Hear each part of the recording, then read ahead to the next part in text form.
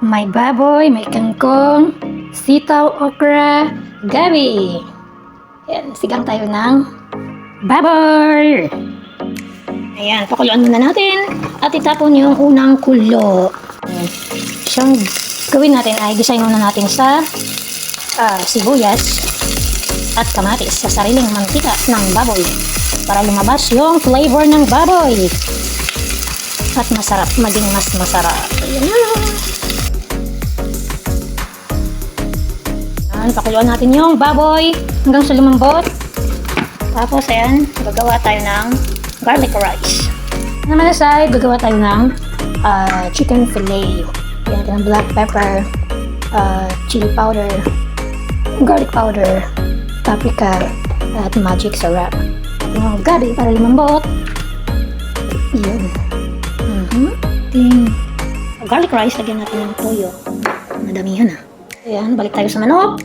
I-coat natin ito sa toasted plain bread crumbs. Yun. Tapos i-air fry natin mamaya para healthy. Walang oil.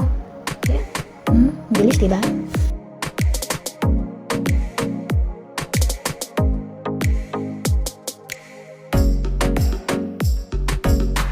Ayan, hugas na tayo ng ating lababo at mga ginamit. Habang tayo naghihintay ng ating pinapakuluan at nasa loob ng air fryer yung ating manok.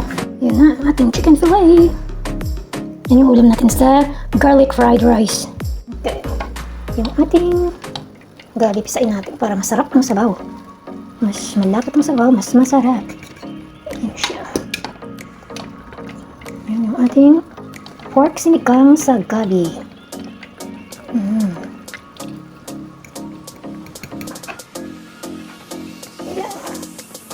Sitaw. Maraming sitaw. Ating okra.